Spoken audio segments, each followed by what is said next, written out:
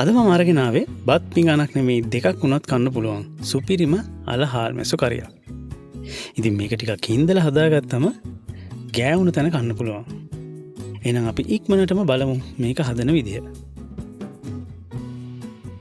අද මම මේකට හාල් මැස්සෝ ග්‍රෑම් 100ක් ඔලු කඩලා පිරිසිදු කරලා අරගත්තා. ඒ වගේම මීඩියම් සයිස් එකේ අලගෙඩි දෙකක් මේ වගේ කපලා අරගත්තා. ඉතින් මම මුලින්ම මේ වගේ ඇතලියක් රත් වෙන්න තියලා ඒකට තෙල් මේ සැඳි 3ක් දාගන්නවා. තෙල් ටික රත් වෙගෙන ඉද්දි මම අබ තේ හැඳි භාගයක් දාගන්නවා. අබ ටික පිපුණාට පස්සේ මම දාගන්නවා කුරුඳු සහ රම්පි කරපිංච ටිකක්. ඊට පස්සේ මම දාගන්නවා පොඩියට කපාගත්ත සුදු ලුණු බික් 3ක්. හීනියට කපාගත්ත රතු ලුණු ගෙඩි 6ක් 7ක් වගේ.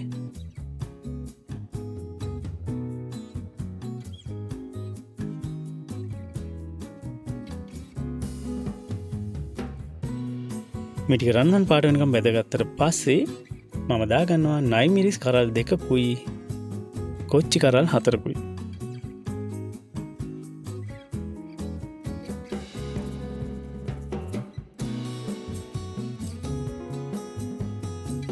පස්සේ මම ලිපේ ගින්දර හොඳටම අඩු කරලා මේකට දාගන්නවා අමුතුන පහ තේ හැඳි එකක්, කහ කුඩු තේ හැඳි භාගයක්, කෑලි මිරිස් මේස හැඳි භාගයක් සහ මිරිස් කුඩු මේස හැඳි භාගයක්. මේ ටික තප්පර 30ක් විතර අඩුම ගින්දරේ කලවම් කරගන්නවා. ඊට පස්සේ මම මේකට දාගන්නවා ලුණු තේ හැඳි භාගයක්. ඉතින් ඔයාලා ලුණු දානකොට පරිස්සම් වෙන්න ඕනේ. මොකද හාල් මැස් වලත් ලුණු සෑහෙන තියෙනවා. ඒ නිසා ලුණු දාද්දි වැඩි කරගන්න එපා. හරි. දැන් මම මේකට හාල් මැස් ටිකයි අල ටිකයි දාගන්නවා. මේ ටික හොඳට කලවම් කරගන්න ඕනේ.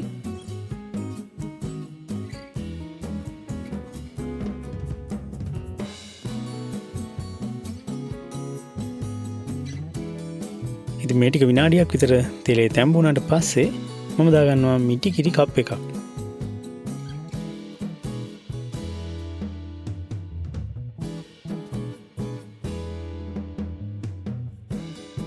ඒත් එක්කම මම මේකට වතුර ස්වල්පයකුත් දාගන්නවා.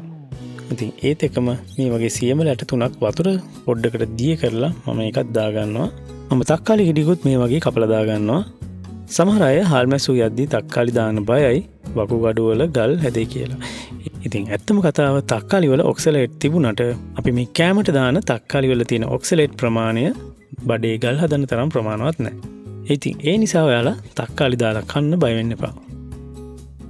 ඉතින් දැන් මම මේක පියනකින් වහලා අල ටික තැම්බෙනකම් විනාඩි 20ක් වගේ මධ්‍යම ගින්දරේ උයා ගන්නවා. ඉතින් මම මේක සැරෙන් සැරේට පියන ඇරලා බලලා මේක කලවම් කරගන්නවා.